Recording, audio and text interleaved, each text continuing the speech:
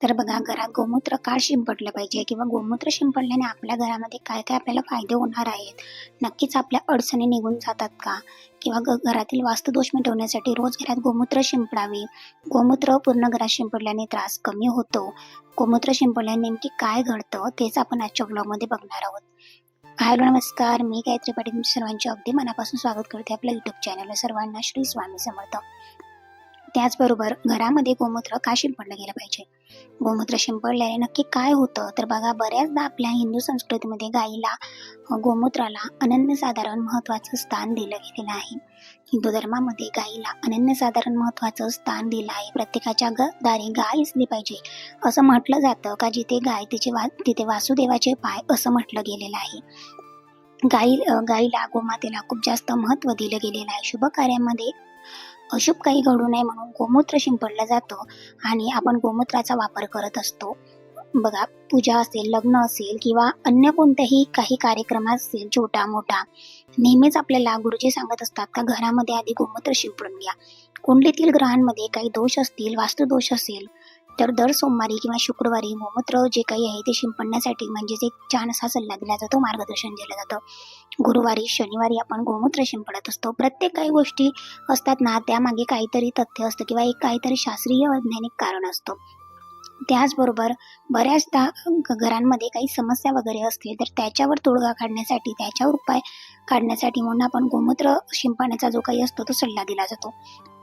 जुन्या काळापासून गोमूत्र शिंपडण्याची परंपरा मात्र ही चालत आलेली आहे. आता बघा, मुळातच गायीपासून ज्या काही गोष्टी मिळत असतात त्या सगळ्याच ज्या काही गोष्टी आपल्याला गायीपासून तयार झालेल्या असतात त्या खूप जास्त पवित्र असतात. त्यामध्ये गाईचं शेण, गाईचं गोमूत्र, गाईचं दूध, गाईच्या दुधापासून बनलेले दूध, तूप, लोणी, जे काही पदार्थ आहे ते छान असे सर्व गुण संपन्न आहे. गाईच्या दुधामध्ये किंवा गाईच्या अंगी 33 कोटी देवांचे स्थान आहे. अशा गाईचं गोमूत्र घरामध्ये आपण जर शिंपडलं तर मोठ्यात मोठी नकारात्मकता, मोठ्यात मोठे वाईट दोष, वास्तुदोष, करणे, बाधा, इडापिडा हे सगळं काही निघून जातं आणि मग घरामध्ये सकारात्मकता येते. सकारात्मक ऊर्जा घरामध्ये प्रवेश करते. आपल्याला एक छान वातावरण घरात तयार होतं, पॉझिटिव्हिटी वाटायला तयार होते. घरामध्ये सुखाचं, आनंदाचं वातावरण राहतं. गायीपासून मिळणारी प्रत्येक गोष्ट खूप जास्त महत्त्वाची आहे. गायीला म्हणूनच आपल्या हिंदू धर्मामध्ये अनन्यसाधारण महत्त्वाचं स्थान दिलं गेलेलं आहे. गायीला पवित्र मानलं गेलेलं आहे. बघा, जे आपण गुरुवार असू दे, अमावस्या असू दे, पौर्णिमा असू दे, शुक्रवार, मंगळवार किंवा एखादा आपला सण असू दे, व्रत, वैकल्य, आता वटपौर्णिमा झाली, तसं दिवाळी, दसरा, होळी, जे काही सण आपल्या पुढे येणार आहे त्या प्रत्येक सणाला आपण हळदीचं लेपन करत असतो. गुरुवारी आपण हळदीचं लेपन करत असतो.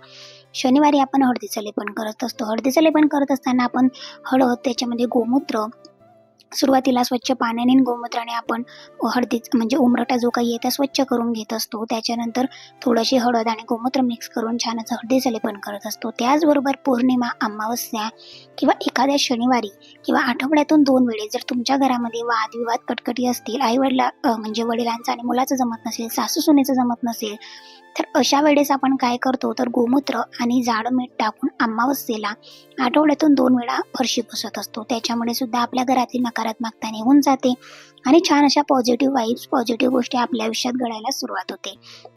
दिवसातून 1 वेळेस तरी गोमूत्र शिंपडत असतो घरामध्ये, जेणेकरून घरातलं वातावरण सात्विक व्हावं, सकारात्मक व्हावं. त्याचबरोबर गोमूत्र शिंपडल्यामुळे वास्तुदोष आहे तसेच ते निघून जातात. सणासुदीला आपण गायीची पूजा करतो. गाय खरंच माता लक्ष्मीचे एक रूप आहे. त्यामुळे बघा, घरातील सदस्यांमध्ये नेहमी मानसिक तणाव जो काही असेल, कलह असेल, वादविवाद, भांडण वगैरे असतील, तर त्या घरामध्ये तुम्ही गोमूत्र शिंपडलं पाहिजे. कधीतरी तुम्हाला तुमच्या घरामध्ये काही निगेटिव्हिटी वाटतंय घरामध्ये, तर तशा वेळेस सुद्धा आपण गोमूत्र शिंपडलं पाहिजे. एखादी व्यक्ती आपल्या घरामध्ये आली, एखादी स्त्री आपल्या घरामध्ये येऊन गेलेली आहे, काहीतरी 2-3 लेडीज येऊन गेल्या, 2-3 कुटुंब आपल्या घरामध्ये येऊन गेले, बोलणं झालं, संभाषण झालं, कार्यक्रम पार पडला, ते गेल्याच्या नंतर लगेच आपण गोमूत्र शिंपडलं पाहिजे.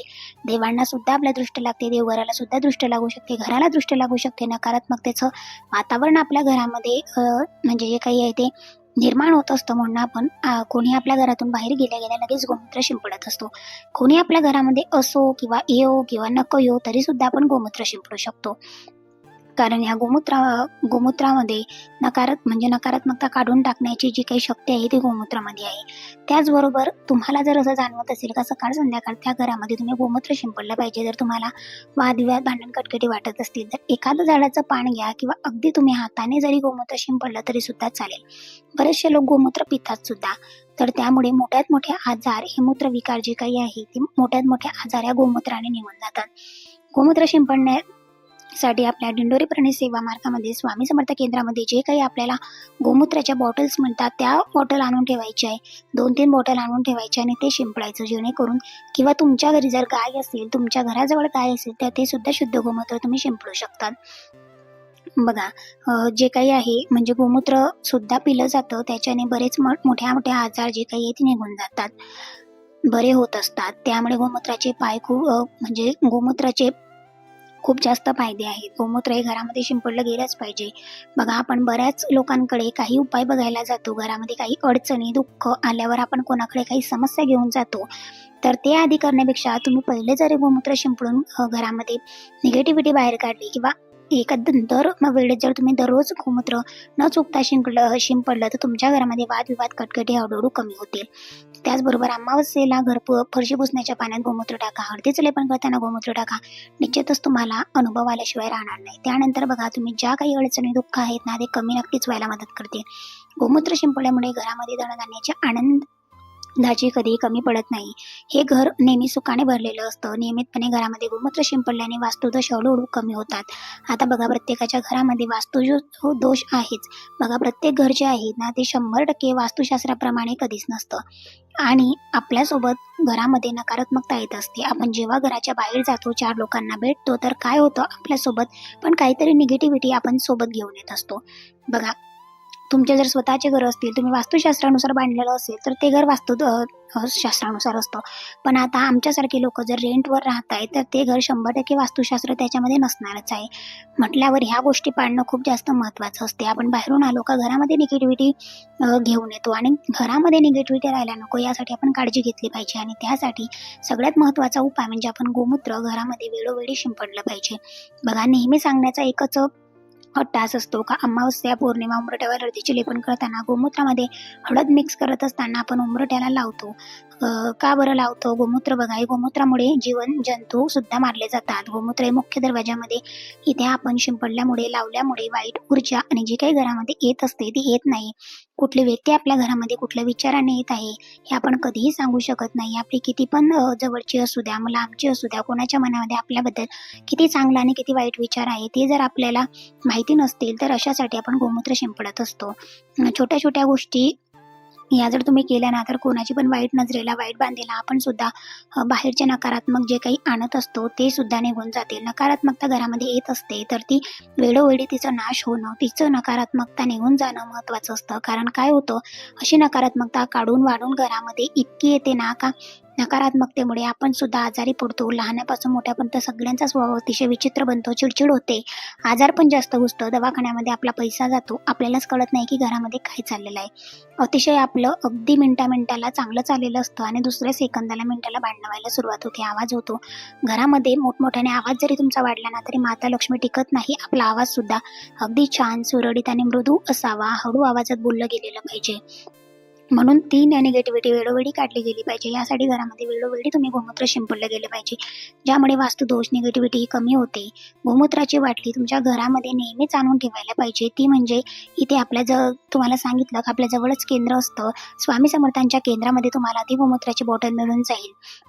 गोमूत्राचे भरपूर फायदे आहे. गोमूत्र घरामध्ये वेळोवेळी शिंपडलं तर नक्कीच तुमच्या घरामध्ये वास्तुदोष नक्कीच दूर होतील, निगेटिव्हिटी जाईल आणि मग जे काही आहे कलह, भांडण वगैरे त्या सुद्धा अडचणी हळूहळू कमी व्हायला सुरुवात होतील. आणि बघा, तुम्ही 15 ते 20 दिवसांमध्ये अनुभव स्वतःच तुम्हाला घेता येईल. जर तुम्ही 15 ते 20 दिवस कंटिन्यू गोमूत्र शिंपडलं तर ही अत्यंत महत्त्वाची बाब आहे. आता काय होतं ना, बऱ्याच लोकांच्या घरामध्ये काही कारण नसताना वाद होता किंवा आपल्याला सुद्धा कळत नाही का एखाद्या गोष्टीवरून वाद व्हायला, म्हणजे वादासाठी काहीही कारण नसतं तरी आपल्या घरात वाद होतात.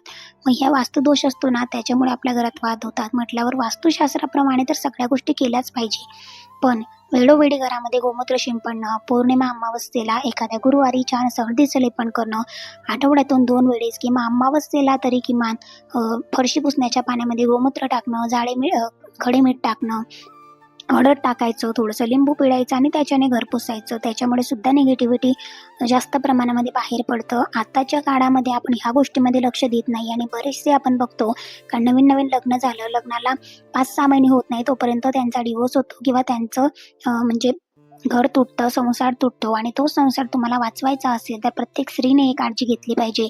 आपल्या घरामध्ये वेळोवेळी जर तुम्ही गोमूत्र शिंपलं तर तुम्हाला वाईट नजर सुद्धा लागणार नाही. तुमचं घर आनंदाने गोकुळासारखं भरलेलं राहील.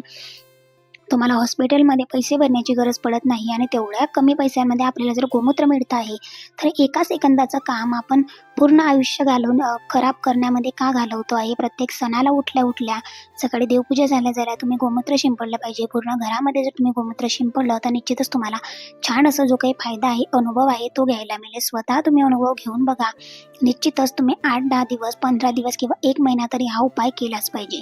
आजचा ब्लॉग तुम्हाला कसा वाटला नक्की कमेंट्स करून सांगा. तुम्ही जर आपल्या चॅनलवर नवीन असाल तर चॅनलला सबस्क्राईब करा, जेणेकरून तुम्हाला असे छान डेली ब्लॉग्स बघायला मिळतील. गोमूत्राची बॉटल इकडच्या तिकडच्या शॉपमधून कोणतीही वस्तू उचलून आणण्यापेक्षा मी तर म्हणेन आपल्या जवळच्या केंद्रातून घ्या, जेणेकरून तुम्हाला 100% प्युअर असं गोमूत्र मिळेल. केंद्रामध्ये ज्या काही गोष्टी बनवल्या जातात त्या अगदी छान आणि 100% प्युअर असतात. म्हटल्यावर तिथूनच गोमूत्राची बाटली